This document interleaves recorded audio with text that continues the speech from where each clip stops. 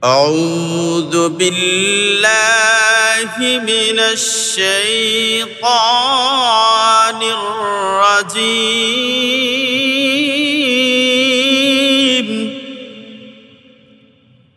بسم الله الرحمن الرحيم.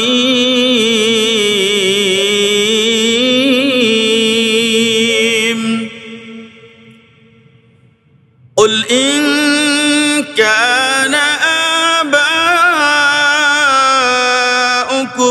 وأبناؤكم وإخوانكم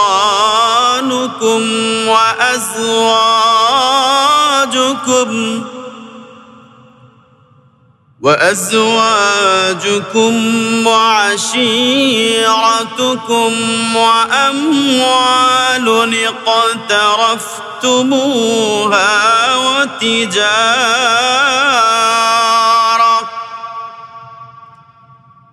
وتجارة تخشون كسادها ومساكن ترضونها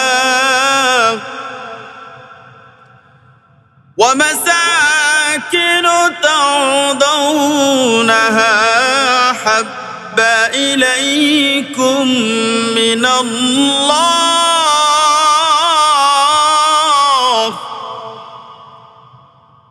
الله ورسوله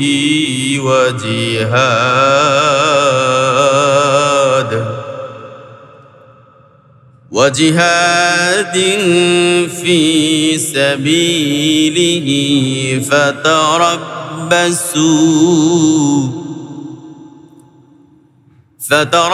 فتربصوا حتى يأتي الله بأمره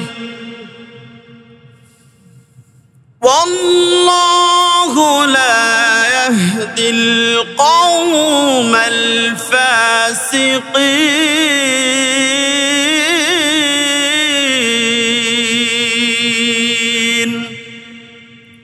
صدق الله العظيم. فقد قال رسول الله صلى الله عليه وسلم: لا يؤمن أحدكم حتى أكون أحب إليه من والده وولده والناس أجمعين. بارك الله لنا ولكم في القرآن العظيم ورفعناه وإياكم بالآيات والذكر الحكيم.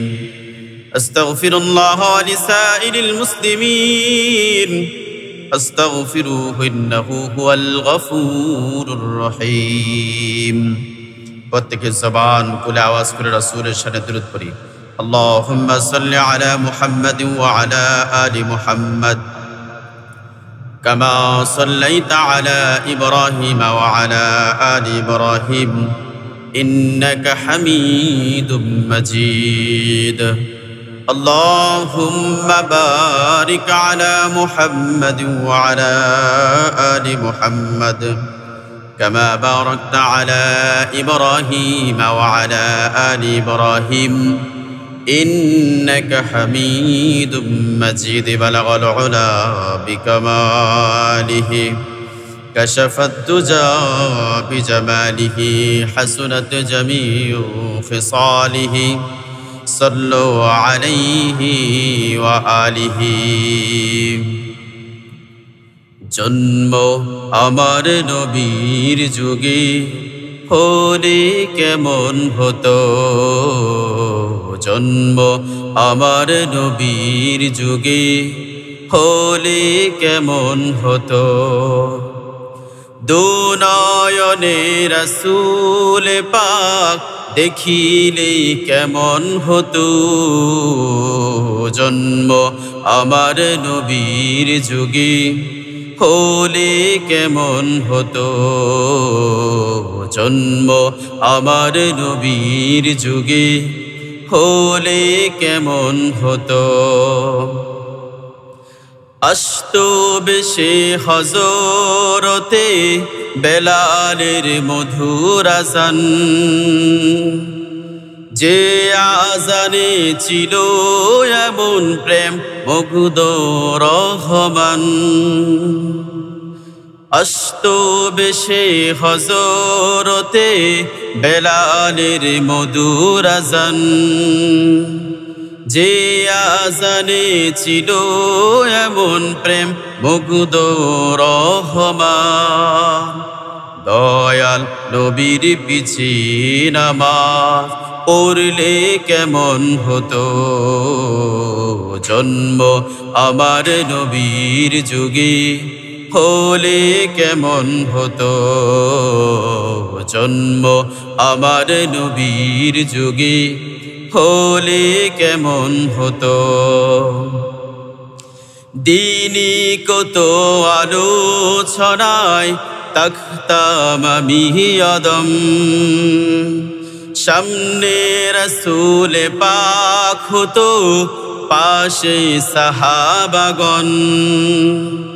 দিনী কত আলোচনায় তাকতাম আমি আদম, সামনে রাসূল পাক হতো পাশে সাহাবাগণ। আবু বকর ওমর উসমান আলী সঙ্গী কেমন হতো, জন্ম আমার নবীর যুগে হলে কেমন হতো, জন্ম আমার নবীর যুগে হলে কেমন হতো। আলহামদুলিল্লাহ, মহান রব আল্লাহ তাআলার কাছে লাখ লাখ শুকর যে মহান রব্বুল আলামিন আল্লাহ তাআলা আপনাকে এবং আমাকে মালিকের সন্তুষ্টিতে একমাত্র মালিকের গোলামির উদ্দেশ্যে আল্লাহর ঘর মসজিদে আসার এবং বসার আল্লাহ তৌফিক দিয়েছেন। সেজন্য আমরা দিল থেকে একমাত্র মালিকের সন্তুষ্টিতে শুকরিয়া জ্ঞাপন করছি। আলহামদুলিল্লাহ।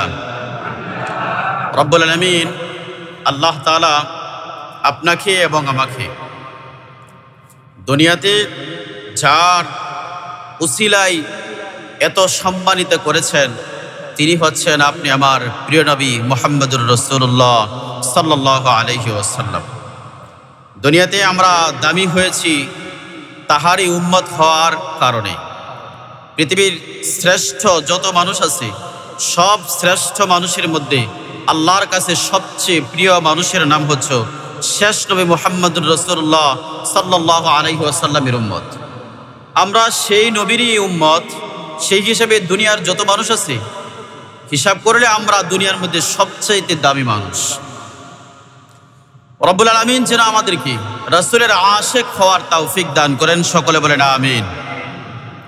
আমি আপনাদের সামনে কোরআনে কারীমের সূরাত তাওবার ২৪ নম্বর আয়াত তিলাওয়াত করেছি। রাসূলের অগণিত হাদিস থেকে একখান হাদিস আপনাদের সামনে উপস্থাপন করেছি। আগে আয়াতের মূল কথাগুলা বোঝার চেষ্টা করি, এরপর হাদিসের মূল কথার সাথে আমরা বিস্তারিত আলোচনাগুলা বোঝার চেষ্টা করবো ইনশাআল্লাহ। আসলে মূলত আমি আলোচনার মধ্যে ঘটনা খুব কম বলি, কিন্তু আজকের যে আলোচনা এখানে ঘটনা না বললে আলোচনার সৌন্দর্য ফুটে ওঠে না। এজন্য আজকের মূল আলোচনাটা বেশিরভাগই ভাগ এই ঘটনার দ্বারাই শেষ হবে। ভালো করে কথাগুলা বোঝার চেষ্টা করি ইনশাআল্লাহ। আল্লাহ পাক রব্বুল আলামিন বলেন, কুল ইন কানা আবাউকুম ওয়া আবনাউকুম। এখানে আল্লাহ তাআলা আল্লাহ রাসূল সাল্লাল্লাহু আলাইহি ওয়াসাল্লামকে ডাক দিয়ে বলেন, কুল, হে নবী আপনি বলুন, ইন কানা আবাউকুম ওয়া আবনাউকুম ওয়া ইখওয়ানুকুম ওয়া আজওয়াজুকুম। রাসূল বলে তোমার পিতা, তোমার পুত্র, তোমার ভাই, তোমার স্ত্রী, ওয়া আজওয়াজুকুম আল্লাহ বলে তোমার স্ত্রী। এরপর আল্লাহ তাআলা বলেন ওয়া আশীরাতুকুম, বান্দা তোমার যে বংশ আছে, আমরা বংশের বড়াই করি। এরপর আল্লাহ পাক রব্বুল আলামিন বলেন ওয়া আমওয়ালুন ইকতারাফতুমুহা ওয়া তিজারাতুন তাখশাউনা কাসাদাহা, এবং তোমার মাল এবং তোমার যে ব্যবসা বাণিজ্য আছে। এরপর আল্লাহ বলেন ওয়া মাসাকিনু তারদাউনাহা হাব্বা ইলাইকুম মিনাল্লাহি ওয়া রাসূলিহি ওয়া জিহাদিন ফি সাবিলিহি। যা কিছু তোমার আছে, ব্যবসা বাণিজ্য, খেতি খামার, ধন দৌলত, টাকা পয়সা, বাড়ি গাড়ি, সন্তান সন্ততি, সব কিছুর থেকে তুমি যদি দুনিয়ার মধ্যে আল্লাহ এবং আল্লাহর রাসূল এবং তার জিহাদকে বেশি মহব্বত করতে না পারো, তাহলে জেনে রাখো আল্লাহর আযাবের জন্য তোমরা অপেক্ষামান। দুনিয়ার মধ্যে এখান থেকে বোঝা যায় যে আমরা রাসূলুল্লাহ সাল্লাল্লাহু আলাইহি ওয়াসাল্লামকে আমাদের বিবি, আমাদের সন্তান, আমার ভাই, আমার বাবা মা, আমার আত্মীয় স্বজন, আমার আহলে আওলাদ, আমার ব্যবসা বাণিজ্য, আমার খ্যাতি সম্পদ, যা কিছু আছে সব কিছুর থেকে কাকে বেশি মহব্বত করতে হবে? রাসূলুল্লাহ সাল্লাল্লাহু আলাইহি ওয়াসাল্লামকে সবচাইতে বেশি মহব্বত করতে হবে। যদি মহব্বত করতে পারি তাহলেই আমরা মুমিন, না হলে মুমিন হতে পারবো না। রাসূলুল্লাহ সাল্লাল্লাহু আলাইহি ওয়াসাল্লাম বলেন, লা ইউমিনু আহাদুকুম হাত্তা আকুনা আহাব্বা ইলাইহি মিন ওয়ালিদিহি ওয়া ওয়ালাদিহি ওয়ান নাসি আজমাইন। দুনিয়ার মধ্যে রাসূলুল্লাহ সাল্লাল্লাহু আলাইহি ওয়াসাল্লাম বলেন, আহাব্বা ইলাইহি মিন ওয়ালিদিহি ওয়া ওয়ালাদিহি, তোমার সন্তান সন্ততি, তোমার যা কিছু আছে সব কিছুর থেকে যতক্ষণ পর্যন্ত তুমি আমি রাসূলকে মহব্বত করতে না পারবা, ততক্ষণ পর্যন্ত তুমি দুনিয়ার মধ্যে মুমিন হতে পারবা না। দুনিয়ার মধ্যে যদি কোনো মানুষ দুনিয়ার মধ্যে রাসূলুল্লাহ সাল্লাল্লাহু আলাইহি ওয়াসাল্লামকে সবচাইতে মহব্বত না করে, তাহলে মুমিন হতে পারবে না। সাহাবায়ে কেরাম দুনিয়ার মধ্যে তাদের জীবনগুলোকে পর্যন্ত উৎসর্গ করে করে এই দুনিয়ার মধ্যে দেখাইয়া দিয়ে গেছে রাসূলকে কিভাবে তোমরা মহব্বত করবা। আমরা তো শুধু 12 রবিউল আউয়াল আসলে শুধু মহব্বতের প্রকাশ দেখাই, এটার নাম মহব্বত না। সাহাবীদের অবস্থান হলো, সাহাবায়ে কেরাম দুনিয়ার মধ্যে সব সময় আল্লাহর রাসূলকে মহব্বত করতেন। তাদের জীবন থেকেও বেশি সাহাবারা রাসূলকে মহব্বত করতেন। আল্লাহর রাসূল সাল্লাল্লাহু আলাইহি ওয়াসাল্লাম যখন মক্কার মধ্যে কোরআন নাজিল হইতে শুরু করলেন, 10 বছর পর্যন্ত কোরআনের দাওয়াত দিলেন। মক্কার মধ্যে মানুষগুলা হেদায়েত প্রাপ্ত হয় নাই, কিছু কিছু মানুষ দ্বীনের পথে চলে আসছে। যেই মানুষগুলো আল্লাহকে চিনলো, যেই মানুষগুলা ইমানদার হলো, আল্লাহকে বুঝতে পারলো, এই মানুষগুলোর উপর মক্কাবাসী পূর্ণ নির্যাতন অত্যাচার করার পর মুসলমানগুলো যখন সহ্য করতে পারে নাই, একে একে অনেক মুসলমান হিজরত করতে শুরু করলেন। আল্লাহর নবীর সাহাবী হযরত আবু বকর আল্লাহর রাসূলকে ডাক দিয়ে বললেন, হে পয়গম্বর, এই জমিনের মধ্যে থেকে অনেক মানুষ হিজরত করে অন্যতরে চলে গেছে। আমি আবু বকর ঈমান এনেছি, আমাকেও আপনি যদি অনুমতি দেন, আমি হিজরত করে আমার এই ভূখণ্ড ছেড়ে অন্য কোথাও আমি চলে যাব। রাসূলুল্লাহ সাল্লাল্লাহু আলাইহি ওয়াসাল্লাম আল্লাহর নবী সাহাবী হযরত আবু বকরকে ডাক দিয়ে বললেন, আবু বকর, অল্প কিছু সময় আপনি ধৈর্য ধরেন, আল্লাহ তাআলা আপনার জন্য একজন সাথী নির্ধারণ করে দিবেন। বলুন সুবহানাল্লাহ। আবু বকর রাদিয়াল্লাহু তাআলা আনহু বুঝতে পারলেন, আমার রাসূল যেহেতু আমাকে সাথীর কথা ইঙ্গিত করেছেন, হয়তোবা রাসূলের সাথেই আমার হিজরতের ব্যবস্থা হবে। আবু বকর রাদিয়াল্লাহু তাআলা আনহু অপেক্ষায় রইলেন। যেদিন থেকে আল্লাহর রাসূল বললেন সাথে সাথে বাড়িতে যাওয়ার পর দুইটা উট ব্যবস্থা করলেন, যেন আল্লাহর রাসূল যেদিন তাকে সফরের জন্য বলবেন, যেদিন হিজরতের কথা বলবেন, সাথে সাথে যেন তিনি হিজরতের জন্য রওনা দিতে পারে।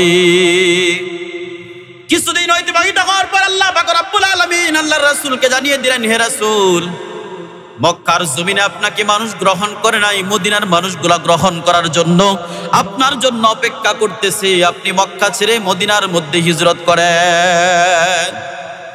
রাসূলুল্লাহ সাল্লাল্লাহু আলাইহি ওয়াসাল্লাম হিজরতের জন্য যখন প্রস্তুত গ্রহণ করলেন, নবীর সাহাবী হযরত আবু বকর সিদ্দিক রাদিয়াল্লাহু তাআলা আনহুকে নিয়ে যখন রওনা হয়ে গেলেন রাতের বেলা, আল্লাহর নবীর সাহাবী যখন রাতের বেলা হিজরত করে যখন রওনা হয়ে যায়, পবিত্র ভূমির দিকে তাকিয়ে চোখের পানি ছেড়ে ছেড়ে তিনি কান্না করেছিলেন, হে মক্কাবাসী, তোমরা দুনিয়ার মধ্যে আমার জন্মস্থানে থাকার জন্য আমাকে দিলে না।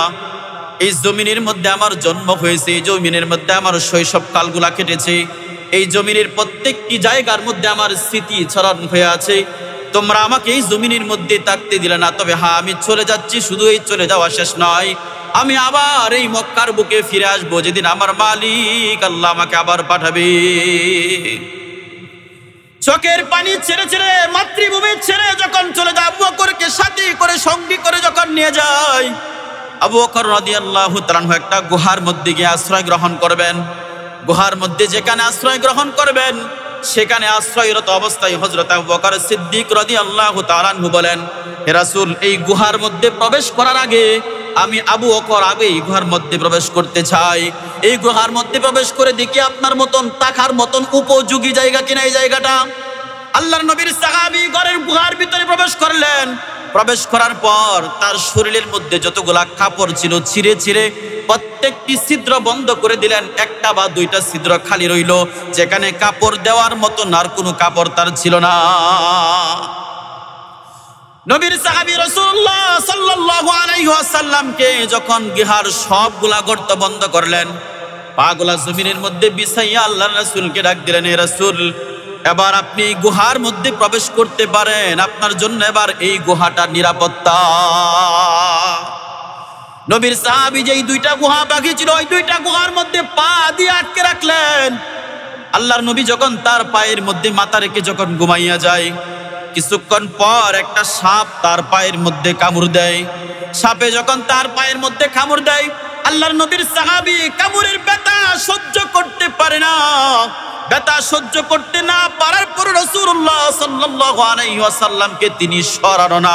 কেন? তিনি যদি পাটা লড়াছড়া করেন আর যদি কান্নাকাটি করে আওয়াজ করেন, তাহলে রাসূলের ঘুম ভেঙে যাবে। ওরে দোস্ত, দুনিয়ার মধ্যে আশিক তো এমন হওয়া চাই নিজের জান যাবে, কিন্তু আমার রাসূলের মানের মধ্যে কোনো আঘাত আসবে না। কথা বলেন ঠিক কিনা? এবার আল্লাহর নবীর সাহাবী শুয়ে রইলেন, পায়ের মধ্যে সাপে কামড় দিয়েছে।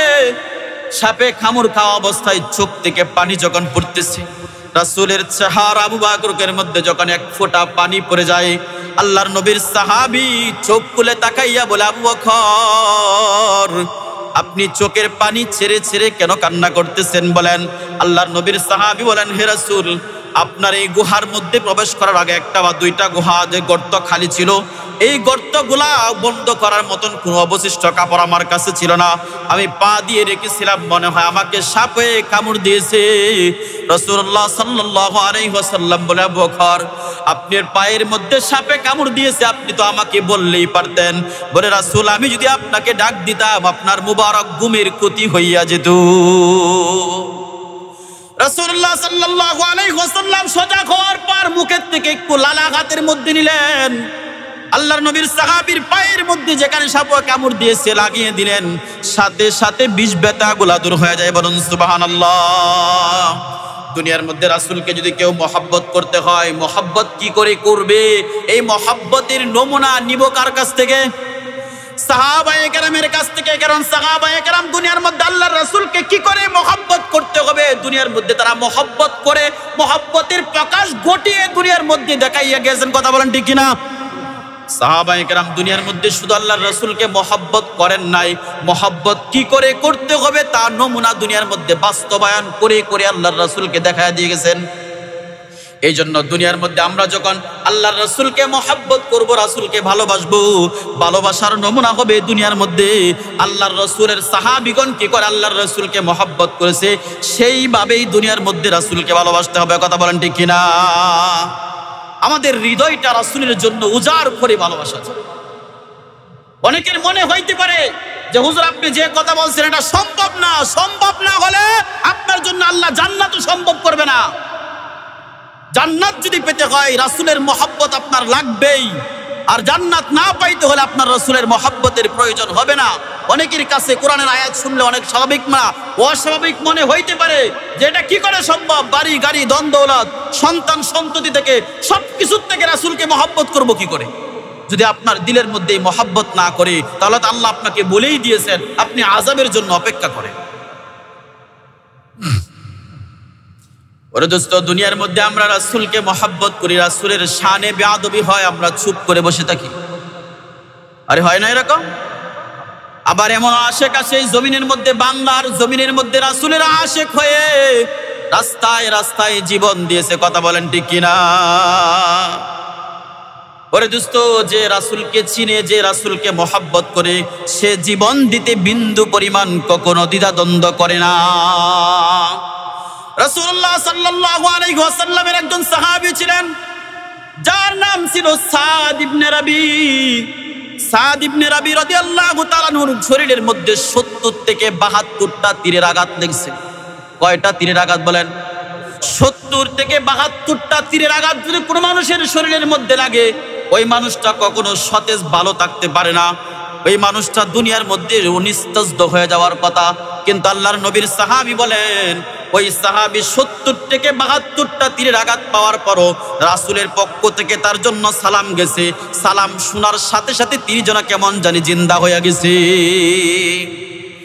এই হাদিসের বর্ণনাকারী হযরত যায়েদ রাদিয়াল্লাহু তাআলা আনহু তিনি বলেন, মদিনার মধ্যে যখন উহুদ যুদ্ধ যখন শুরু হইয়া যায়, উহুদ যুদ্ধের সময় রাসূলুল্লাহ সাল্লাল্লাহু আলাইহি ওয়াসাল্লাম উহুদ যুদ্ধের পর মানুষগুলা যখন জমিনের মধ্যে শাহাদাত বরণ করে পড়ে আছে, আল্লাহর রাসূল কিছু সাহাবাদেরকে বললেন, তোমরা যাও, সাহাবারা যে সাহাবাগণ আমার সাহাবারা শাহাদাত বরণ করেছে তাদের প্রত্যেকের লাশগুলা শনাক্ত করে করে আমার সামনে হাজির করো, আমি রাসূল তাদের জানাজার নামাজ পড়ব। রাসূলুল্লাহ সাল্লাল্লাহু আলাইহি ওয়াসাল্লাম সাহাবাদেরকে যখন আদেশ করলেন, হযরতে যায়েদ বলেন আমিও তাদের মধ্যে একজন ছিলাম। আমাকে রাসূল বললেন, যাও উহুদের ময়দান থেকে যত মানুষ শাহাদাত বরণ করেছে তাদের লাশগুলা শনাক্ত করে আমার সামনে হাজির করো। আল্লাহর নবীর সাহাবী হযরতে যায়েদ রাদিয়াল্লাহু তাআলা আনহু বলেন, আমি যখন লাশ শনাক্ত করার জন্য বের হয়ে গেলাম, আল্লাহর রাসূল আমাকে ডাক দিয়ে বললেন, যায়েদ দাঁড়াও, এই উহুদের ময়দানে আমার একজন এমন সাহাবী আছে, যে সাহাবীর নাম হলো সাদ ইবনে রাবি। ওই সাহাবীকে তুমি যদি উহুদের ময়দানে পাও তাহলে জানাইয়া দিবা আমি রাসূল তাকে সালাম জানিয়েছি। সাদ রাদিয়াল্লাহু তাআলা আনহু আল্লাহর রাসূল সালামের প্রস্তাব দিলেন। যায়েদ আবার যখন রওনা হয়ে আল্লাহর রাসূল ডাক দিয়ে বললেন, যায়েদ দাঁড়াও, তুমি যখন আমার সাদকে তুমি যখন পাইবা, যেই অবস্থায় তুমি তাকে পাইবা সেই অবস্থায় জিজ্ঞাসা করবা সে কেমন আছে, কি অবস্থায় আছে, তার অবস্থা হালত সম্বন্ধে তুমি তাকে জিজ্ঞাসা করবা। আল্লাহর নবীর সাহাবী হযরতে যায়েদ রাদিয়াল্লাহু তাআলা আনহু যখন উহুদের ময়দান থেকে সাহাবীদের লাশগুলো যখন শনাক্ত করতে শুরু করলেন, এক পর্যায়ে গিয়ে তাকিয়ে দেখেন একজন মানুষ পড়ে আছে, যেই মানুষের শরীরের মধ্যে 70 থেকে 72টা তীরের আঘাত লেগে আছে। 70 থেকে 72টা তীরের আঘাত পাওয়া সাহাবী জমিনের মধ্যে পড়ে আছে। ডাক দিয়ে বললেন, আমার মনে হয় আপনি মনে হয় সাদ ইবনে রাবি। তিনি বললেন, হ্যাঁ আমি হলাম সাদ ইবনে রাবি। বলল, আপনি যদি তিনি সাদ ইবনে রাবি হয়ে থাকেন তাহলে আল্লাহর রাসূল আপনার জন্য সালাম প্রেরণ করেছেন। যায়েদ বলেন, আমি যখন তাকে সালামের কথাটুকু বললাম, 70 থেকে 72টা আঘাত পাওয়া ব্যক্তি জমিনের মধ্যে পড়ে থাকা রাসূলের সালাম শোনার সাথে সাথে সে যেন কেমন যেন সতেজ শক্তিশালী হয়ে গেছে। সাথে সাথে দাঁড়াইয়া বলেন, ওয়া আলাইকুস সালাম, হে যায়েদ আপনাকে আমার পক্ষ থেকে সালাম, এবং আপনার রাসূলের সালাম আমি গ্রহণ করলাম, এবং রাসূলকে গিয়ে আমার পক্ষ থেকে সালামটুকু পৌঁছাইয়া দিবেন। আরে আশিক তো বলে এমন হওয়া চাই, তার কথা বার্তা আদেশ যখন শুনবে পাগল হয়ে যাবে, কখন সে কি করে করবে। আজকে দুনিয়ার মধ্যে আশিক দেখা যায়, কিন্তু আশিকের মুখের মধ্যেও রাসূলের সুন্নাত দেখা যায় না, শরীরের মধ্যেও রাসূলের সুন্নাত দেখা যায় না। আশিকের অভাব নাই, কিন্তু আশিক দুনিয়ার মধ্যে নামাজই পড়ে না। অথচ রাসূল দুনিয়ার মধ্যে মৃত্যু সজ্জায় পড়ে আছে, জান কবর চলে যাবে।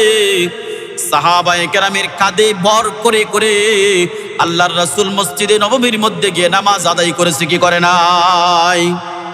আল্লাহর রাসূলের সাহাবী কাঁধে ভর দিয়ে দিয়ে নামাজ আদায় করেছে। আমাদের সমাজের মানুষ আশিক দাবি করে নামাজ পড়ে না। সে কখনো রাসূলের আশিক হতে পারে না। যে রাসূলের আশিক দাবি করবে তার চেহারা, চাল চলন, আচার ব্যবহার বলে দিবে সে দুনিয়ার মধ্যে রাসূলের একজন উম্মত। কথা বলেন ঠিক কিনা? হযরত যায়েদ রাদিয়াল্লাহু তাআলা আনহু তিনি বলেন, আমি যখন তার কাছ থেকে শুনলাম তিনি আবার রাসূলকে সালাম দিলেন, এবার আমি তাকে জিজ্ঞাসা করলাম, সাদ ইবনে রাবি, আপনাকে আরেকটা কথা বলার ছিল। যে কি কথা?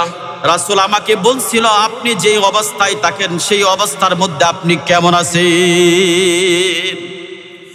এবার আল্লাহর নবীর সাহাবী সাদ ইবনে রাবি বলেন, আপনি আমার নবী মুহাম্মদুর রাসূলুল্লাহকে জানাইয়া দিবেন, আমি সাদ ইবনে রাবি যদিও 70 থেকে 72টা তীরের আঘাতকে এই উহুদের ময়দানে পড়ে আছি, এই উহুদের ময়দান থেকে আমি আল্লাহর জান্নাতের সুঘ্রাণ এখানে শুয়ে শুয়ে জমিনের মধ্যে পাইতেছি। বলুন সুবহানাল্লাহ।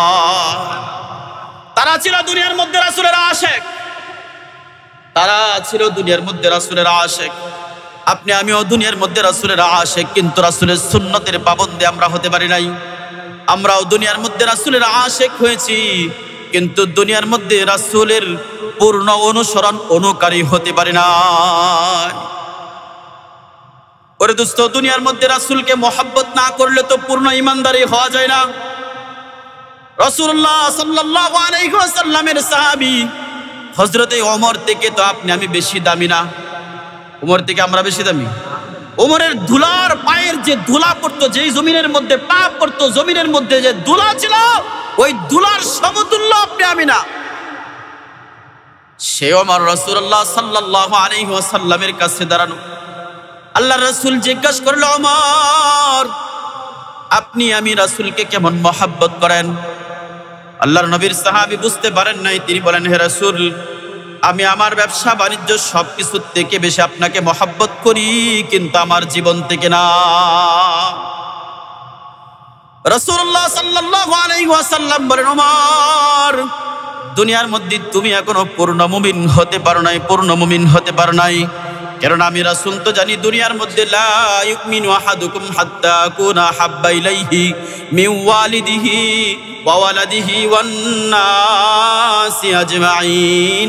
দুনিয়ার মধ্যে একজন মানুষ পূর্ণ মুমিন ততক্ষণ পর্যন্ত হতে পারবে না। কতক্ষণ?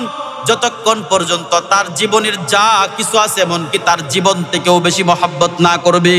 আল্লাহর নবীর সাহাবী ওমর ডাক দিয়ে বললেন, হে রাসূল, আমি বুঝতে ভুল করেছিলাম, আমি ওমরের একটু বুঝতে ভুল হয়েছে। রাসূল আপনাকে সাক্ষী করে বলছি, আমি দুনিয়ার মধ্যে আমি আমার জীবন থেকে সবচাইতে বেশি মহব্বত করি আপনাকে। তাহলে সাহাবায়ে কেরাম দুনিয়ার মধ্যে ভালোবেসে আল্লাহর রাসূলকে কি করে মহব্বত করতে হবে, কি করে মহব্বতের প্রকাশ ঘটাবে, তা করিয়ে দেখে গেছেন কিনা? কারণ হলো দুনিয়ার মধ্যে আমরা এগুলা গ্রহণ করি না কেন ভাই? দুস্থ বুজুর্গ, আমরা দুনিয়ার মধ্যে উপন্যাস পড়তে ভালোবাসি। কি পড়তে ভালোবাসি? লাইলি মজদুর কিতাব লেখছে, শিরি ফরহাদের কিতাব লেখছে, যেগুলা জঘন্যতম গল্প লেখা আছে, এই গল্প পড়তে আমাদের বড় ভালো লাগে। কিন্তু সাহাবায়ে কেরামের আদর্শ, যা আমাদের মধ্যে থাকা দরকার ছিল, যা আমাদের জানা থাকা প্রয়োজন ছিল, তা আমরা আজকে জানতেও চাই না, শুনতেও চাই না, মানার কোনো প্রয়োজনও মনে করি না। আজকে আপনাদেরকে একটা সবক দিতে চাই। বাংলা পারি তো কম বেশ সবাই, কথা বলে না? বাংলা এদেশের মধ্যে সাহাবায়ে কেরামের জীবনী এমন কোন কিতাব আছে? কথা বলে না, আছে কিনা? শত শত লেখকের কিতাব আছে। রাসূলের জীবনী লেখা এরকম কোন কিতাব আছে? শত শত কিতাব লেখা আছে রাসূলের জীবনী, বাংলায় লেখা আছে। ওরে দোস্ত, দুনিয়ার মধ্যে যদি আপনি আশিক হতেন, আপনার জবানের মধ্যে আপনি দিল থেকে নিজেকে জিজ্ঞাসা করেন, আপনি কেমন আশিক হয়েছেন? আপনি তো দুনিয়ার মধ্যে আশিক হয়েছেন, বলেন দিকে আপনি রাসূলের জীবনের কয়টা ইতিহাস আপনি জানেন? বলেন আপনি রাসূলের জীবনের কয়টা ইতিহাস আপনি জানেন? আমাকে বলেন। শোনা শোনা কয়েকটা ইতিহাস হয়তো আমরা কারো কাছ থেকে শুনে শুনে শিখেছি। আপনাকে তো আল্লাহ চক্ষু দিয়েছিল দুনিয়ার মধ্যে ভালো কিছু দেখার জন্য, কথা বলেন ঠিক না? কান দিয়েছিল আপনাকে ভালো কিছু শ্রবণ করার জন্য, দিলটা দিয়েছিল আপনাকে ভালো কিছু চিন্তা ফিকির করবেন, মাথার থেকে যা উদ্বুদ্ধ হবে খারাপ কিছুর থেকে বেঁচে থাকবেন। আপনি আমার দিল এবং মাথার মধ্যে সারাদিন কালে ঘুরে কখন কার ক্ষতি করা যায়, আর কি করে কার কয়টা ভুল ধরা যায়, সমাজের মধ্যে কি করে ফিতনা সৃষ্টি করা যায়, এটাই হলো আমাদের মন মস্তিষ্কের চিন্তা ভাবনা। অথচ যেই কথাগুলা বললাম, মানুষের পিছনে ফিতনা সৃষ্টি করা, সমাজে ঝামেলা সৃষ্টি করা, অন্যের ভুল চর্চা করা, মানুষের প্রতি কুধারণা রাখা, মানুষের ভুল নিয়ে বিভিন্ন রকমের মন্তব্য করা, এই কথাগুলা একটাও কি আমার রাসূলের আদর্শ না? এগুলোর থেকে বেঁচে থাকার জন্য রাসূল বলেছেন। যেগুলা রাসূল নিষেধ করেছেন এগুলা আমরা বেশি করি, যেগুলা করতে বলেছেন সেগুলা করি না। রাসূল বলছে, তোমরা দুনিয়ার মধ্যে একজন মুমিন আর একজন মুমিনের ভাই, আল মুসলিম আখুল মুসলিম। দুনিয়ার মধ্যে বলেন, রাসূলের এই হাদিস শুনছেন কিনা? আল মুসলিম আখুল মুসলিম। দুনিয়ার মধ্যে একজন মুসলমান আর একজন মুসলমানের কি বলেন? একজন মুসলমান যদি আর একজন মুসলমানের ভাই হয়ে থাকে, তাহলে বলেন দুনিয়ার মধ্যে একজন মুসলমান হয়ে আমি আমার ভাইয়ের অকল্যাণ কি করে কামনা করি? স্বার্থের জন্য যে কোনো বিশুদ্ধ মানুষ ব্যবস্থা নিতে পারে। এর যদি মনে হয় যেটা ঠিক আছে, ওর প্রয়োজন, আল্লাহ আপনার পোকা দিয়ে বার যাক না, আপনার বাসা দিয়ে যা কিছু হোক না কেন, ওর কিছু আসে যায় না। ওর কথা হচ্ছে আমার প্রয়োজন, আপনার ক্ষতি হোক, আমার কিছু আসবে। এটা কোনো মুমিন বান্দার গুণ হতে পারে না, মুমিন বান্দার গুণ হতে পারে না। মুমিন বান্দার গুণ হবে নিজে কষ্ট করবো, আমার একজন অপর মুসলমান ভাইকে আমি শান্তিতে রাখবো। এটা যদি চিন্তা করতো, সমাজের প্রত্যেকটি রাস্তা ডাস্টবিন হয়ে আছে। সমাজের প্রত্যেকটি রাস্তা কি হয়ে আছে বলেন? সমাজের প্রত্যেকটি রাস্তা আজকে ডাস্টবিন হয়ে আছে। আমাদের সমাজের, এই সমাজের মানুষ মনে করে বাংলাদেশটাই হচ্ছে একটা ডাস্টবিন, বাংলাদেশটাকে ডাস্টবিন মনে করে। মানুষ রাস্তাঘাট চলাফেরার যেসব জায়গা ছিল আপনি বাংলাদেশের মধ্যে ডাস্টবিন মনে করে কেন বললাম, দেখবেন আপনি তাকিয়ে দেখেন, বিশ্ব রোড, হাইওয়ে রুট আছে দেখবেন বাংলাদেশে বিভিন্ন জায়গায়। ওই সব হাইওয়ে রুটের মধ্যে দেখবেন যত ময়লা আবর্জনা আছে রাস্তার পাশে ফেলে রাখছে। আরে বলেন, ময়লা আবর্জনা কি হাইওয়ে রুটের পাশে ফেলে রাখার জায়গা? কারণ বাংলার মানুষ এটা মনে করে বাংলাদেশটাকেই তারা ডাস্টবিন মনে করে, প্রকৃত অর্থে কি দেশকে মহব্বত করে না। মহব্বত করলে এই সমাজের মধ্যে চিত্র তাকিয়ে দেখেন, রাস্তাঘাটগুলোতে শুধু ময়লা আর ময়লা। আরে ভাই দুস্থ বুজুর্গ, প্রত্যেকের বাড়ির সামনে ময়লার ড্রাম আছে কিনা? কথা বলে না, ময়লার ড্রাম নেই? তাহলে ময়লার ড্রাম, আপনারা ময়লা ফেলবেন ড্রামে, আপনি রাস্তায় পেলে একজন অপর মুসলমান ভাইকে কষ্ট দিচ্ছেন।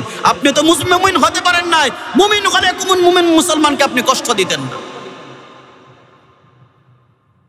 রাসূলুল্লাহ সাল্লাল্লাহু আলাইহি ওয়াসাল্লামের সাহাবীগণ দুনিয়ার মধ্যে আল্লাহর রাসূলকে কি করে মহব্বত করবে তা প্রমাণ করে দুনিয়ার মধ্যে দেখাইয়া দিয়ে গেছে। এর মধ্যে একজন সাহাবীর নাম হলো হযরতে তালহা রাদিয়াল্লাহু তাআলা। ছোট্ট সাহাবী ছিল, ছোট্ট মানুষ। বাবার হাতের মধ্যে যেই ছেলেটা ধরে দাঁড়িয়ে থাকে, সে কি খুব বড়? সমাজের কোন যেই ছেলেটা চলমান বুঝমান, ওই ছেলে কি বাবার হাত ধরে হাঁটে? কে হাঁটে? যে বাবার হাত ধরে চলার মতন যোগ্য সেই তো হাঁটে। তালহা রাদিয়াল্লাহু তাআলা রাসূলের সামনে গিয়ে হাজির হলেন, বাবার হাত ধরে দাঁড়িয়ে আছে। রাসূলুল্লাহ সাল্লাল্লাহু আলাইহি ওয়াসাল্লাম কি গিয়ে বলেন, হে পয়গম্বর, দুনিয়ার মধ্যে আমি আপনাকে সবচাইতে বেশি মহব্বত করি, বলুন সুবহানাল্লাহ। কে বলে? ছোট্ট সাহাবী। কে বলে, আল্লাহ রাসূল আপনাকে আমি সবচাইতে বেশি মহব্বত করি। আল্লাহ রাসূল সাল্লাল্লাহু আলাইহি ওয়াসাল্লাম বলেন, তালহা তুমি আমাকে কেমন মহব্বত করো? সাহাবী ছোট্ট মানুষ ডাক দিয়ে বলেন, হে রাসূল আপনি আমাকে একটা আদেশ করেন, আপনি আমাকে একটা আদেশ করেন। আপনি যে আদেশটুকু এখন আমাকে করবেন, সাথে সাথে আদেশটুকু আমি বাস্তবায়ন করব।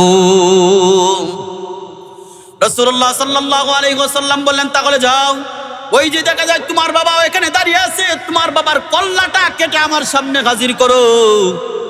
নবীর সাহাবী দ্বিতীয়বার কোনো কথা বলেন না, সাথে সাথে একটা ছুরি নিয়ে বাবার দিকে দৌড় মারলেন।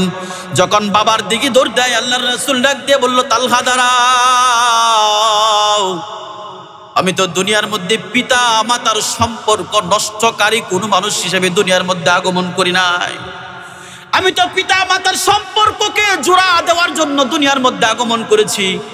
আমি কোনো পিতা সন্তানের হাতে পিতা হত্যা হোক এরকমটা কখনো কামনাও করি না। ও তালহা, আমি বুঝতে পেরেছি তুমি দুনিয়ার মধ্যে আমাকে সবচাইতে বেশি মহব্বত করো। তালহা তুমি আমাকে মহব্বত করো, জেনে রাখো তালহা আমি তোমাকেও নবী মহব্বত করি, বলুন সুবহানাল্লাহ। এই সাহাবী যিনি বর্ণনা করেছেন তিনি বলেন, তালহা কিছুদিন অতিবাহিত হওয়ার পর অসুস্থ হয়ে বিছানার মধ্যে পড়ে যায়, রাসূলের দরবারে হাজির হইতে পারে নাই। রাসূলুল্লাহ সাল্লাল্লাহু আলাইহি ওয়াসাল্লাম সাহাবাদেরকে জিজ্ঞেস করেন, ও আমার সাহাবারা, কিছুদিন যাবত আমার তালহাকে আমি দেখতেছি না, তালহা কোথায়? সাহাবায়ে কেরাম বললেন, হে রাসূল আপনার তালহা তো অসুস্থ হয়ে বিছানার মধ্যে পড়ে আছে। রাসূলুল্লাহ সাল্লাল্লাহু আলাইহি ওয়াসাল্লাম বলেন, তাহলে তোমরা এই সংবাদটুকু আমাকে আগে বলো নাই কেন? আমার তালহা অসুস্থ হয়ে বিছানায় পড়ে আছে, এই সংবাদটুকু তোমরা আমাকে আগে বলো নাই কেন? চলো চলো, রাত্রি হয়ে গেছে, তারপর আমার তালহাকে আমার দেখতে হবে। ওরে ছোট্ট সাহাবী হওয়ার পর রাসূলের হৃদয়ের মধ্যে তার মহব্বতের আগুন জ্বালিয়ে দিয়েছে, এই জন্য রাসূল নিজে তার বাড়ির মধ্যে রওনা হয়েছে। আরে যে যাকে মহব্বত করে হাজারো বেতার পরও তার খবর রাখে, কথা বলেন ঠিক কিনা? রাসূলুল্লাহ সাল্লাল্লাহু আলাইহি ওয়াসাল্লাম তার বাড়িতে গিয়ে হাজির হলেন। তালহার বাড়িতে হাজির হওয়ার পর দেখেন তালহা বিছানার মধ্যে শুয়ে আছেন। রাসূল তালহাকে দেখলেন। দেখার পর আল্লাহর রাসূল মনে মনে চিন্তা করলেন, ভাবলেন যে তালহা মনে হয় আর বেশি সময় দুনিয়ার মধ্যে থাকবে না। তার অবস্থা দেখে তিনি বুঝতে পারলেন হয়তো বেশিক্ষণ সময় তিনি কি করবে না, আর দুনিয়ায় থাকবে না। তার পিতা মাতাকে ডাক দিলেন, ডাক দিয়ে বললেন, আমার তালহা যখনই দুনিয়ার থেকে চলে যাবে, চলে যাওয়ার সাথে সাথে আমাকে সংবাদ পৌঁছাইয়া দিবা। আমি রাসূল নিজে কাফন দাফনের ব্যবস্থা করব এবং তালহার জানাজার নামাজ আমি নিজে রাসূল আদায় করব। আমি নিজে রাসূল দাঁড়িয়ে থেকে তালহাকে কবরের মধ্যে দাফন করব। আল্লাহ রাসূল সাল্লাল্লাহু আলাইহি ওয়াসাল্লাম তার আত্মীয় স্বজনকে বলে আসলেন। আল্লাহ রাসূল চলে যাওয়ার পর তালহা তার পিতা মাতাকে ডাক দিয়ে বললেন, আব্বাজান এবং আম্মাজান, বলেন আল্লাহর রাসূল আপনাদেরকে ডেকে নিয়ে কি বলে গেছেন? যে তোমার রাসূল বলে গেছেন যেন তুমি যখনই মৃত্যুবরণ করো সাথে সাথে যেন আল্লাহর রাসূলকে সংবাদটুকু দেওয়া হয়, তিনি আসবেন এবং তোমার দাফন কাফনের ব্যবস্থা করবেন এবং তিনি স্বয়ং নিজে দাঁড়িয়ে থেকে জানাজার নামাজ পড়াবেন এবং তিনি নিজেই তোমাকে দাফনের ব্যবস্থা করবেন। তালহা রাদিয়াল্লাহু তাআলা কথাটা শোনার পর তিনি বললেন, না না না, আমার রাসূল, আমি যদি রাত্রির বেলা মারা যাই, আজকে রাত্রিতে আমি যদি মারা যাই, তাহলে আমার সংবাদটুকু রাসূলের কানে পৌঁছাইবা না। বাবা বলল, সন্তান তোমার কি মাথাটা খারাপ হয়ে গেল নাকি যে পয়গম্বর তোমার জানাজার নামাজ পড়াইতে চায় আর তুমি পড়াইতে নিষেধ করো? বলল, মা তুমি বুঝতে পারো নাই, আমার রাসূল যেই রাস্তাটা দিয়ে আমার বাড়ি পর্যন্ত আসবে, ওই রাস্তায় আসার পথে 3টা ইহুদিদের গোত্র আছে। এই গোত্রগুলা পাড়ি দিয়ে আমার কাছ পর্যন্ত আসতে হবে। আমার জানাজার নামাজ পড়ানোর জন্য যখন আসবে, আর ওই মুহূর্তে যদি ওই ইহুদিরা আমার রাসূলের শরীরের মধ্যে কোনো আক্রমণ করে, তাহলে আমি তালহা কবরের মধ্যে শুয়ে শুয়েও কোনো শান্তিতে থাকতে পারবো না। তোমাদেরকে আমি নিষেধ করলাম, আমার রাসূলকে আমি যদি রাতের বেলা মারা যাই তাহলে সংবাদটুকু পৌঁছাইবা না, সংবাদটুকু পরের দিন পৌঁছাইবা, আর আমি যখন মারা যাব সাথে সাথে তোমরা আমাকে দাফন করে দিবা। পিতামাতা সন্তানের ওসিয়ত অনুযায়ী রাতের বেলায় সন্তান মারা গেলেন। তালহা রাদিয়াল্লাহু তাআলা বিদায় নিয়ে গেলেন, তাকে সন্তানের ওসিয়ত অনুযায়ী সাথে সাথেই দাফন করা হলো। পরের দিন রাসূলুল্লাহ সাল্লাল্লাহু আলাইহি ওয়াসাল্লামের দরবারে ফজরের পরে সংবাদ পৌঁছানো হলো, রাসূল আপনার মুহাব্বতের সাহাবী তালহা দুনিয়া থেকে চলে গেছে। রাসূল বাঙ্গা একটা হৃদয় নিয়ে বললেন, আপনারা দুনিয়ার মধ্যে এমন কাজটা কি করে করলেন? আমি তো আপনাদেরকে বলে আসছিলাম যে আমার তালহা যখন দুনিয়া থেকে চলে যাবে সাথে সাথে সংবাদটুকু পৌঁছানোর জন্য।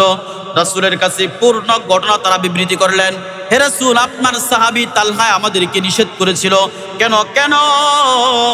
কারণ হলো আপনি যখন এই দিক দিয়ে যাবেন, আপনার গায়ে যদি কোনো ইহুদি আক্রমণ করে আর আপনার যদি শরীরের মধ্যে কোনো আঘাত হয়, তাহলে আপনার সাহাবী তালহা কবরের মধ্যে শুয়েও সে শান্তিতে থাকতে পারবে না। এই জন্য আপনার কাছে সংবাদ পৌঁছাইতে আপনার সাহাবী নিষেধ করেছিলেন। রাসূলুল্লাহ সাল্লাল্লাহু আলাইহি ওয়াসাল্লাম সাথে সাথে সাহাবায়ে কেরামদেরকে ডাক দিয়ে বললেন, ও আমার সাহাবারা, সবাই আমার সাথে চলো, তালহার কবরের কাছে যাব, কবরটা জিয়ারত করব, আর কবরের পাশে দাঁড়িয়ে আমরা জানাজার নামাজ আদায় করব, তালহার জন্য আমরা দোয়া করে আসব। রাসূলুল্লাহ সাল্লাল্লাহু আলাইহি ওয়াসাল্লামের দিলের মধ্যে ছোট্ট সাহাবী কেমন মহব্বতের আগুন জ্বালাইছিল দেখেন, যে মানুষ চলে গেছে তারপরও তার কবরের পাশে গিয়ে রাসূল গেছে। যাওয়ার পর জানাজার জন্য জানাজা পড়লেন, কবরের পাশে দাঁড়িয়ে জানাজা পড়ার পর আল্লাহর রাসূল সাল্লাল্লাহু আলাইহি ওয়াসাল্লাম একটা দোয়া করেছিলেন। দেখেন কত সুন্দর দোয়া। রাসূলুল্লাহ সাল্লাল্লাহু আলাইহি ওয়াসাল্লাম আল্লাহকে ডাক দিয়ে বললেন, ও দয়ার মালিক আল্লাহ,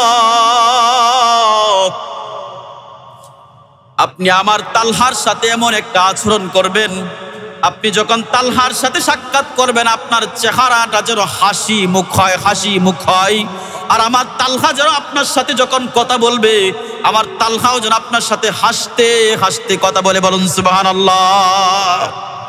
ওরে দোস্ত, একজন মানুষের জন্য সাহাবী দোয়া করেছেন। কেমন একজন ছোট্ট মানুষ ছিল যে সাহাবী রাসূলের দিলের মধ্যে কেমন আগুন লাগিয়েছে, যে রাসূল কবরের পাশে দাঁড়িয়ে দাঁড়িয়ে বলে, হে রাসূল, হে মালিক, তুমি তার সাথে এমন আচরণ করবা, তোমার চেহারাটা যেন তখন তার সাথে দেখা করার সময় হাসি মুখ থাকে, হাসতে হাসতে তুমি আমার তালহার সাথে কথা বলবা, আর তালহাও যেন তোমার সাথে হাসতে হাসতে কথা বলে। ওরে দুস্থ সাহাবায়ে কেরাম দুনিয়ার মধ্যে দেখাইছে রাসূলকে কি করে মহব্বত করতে হয়।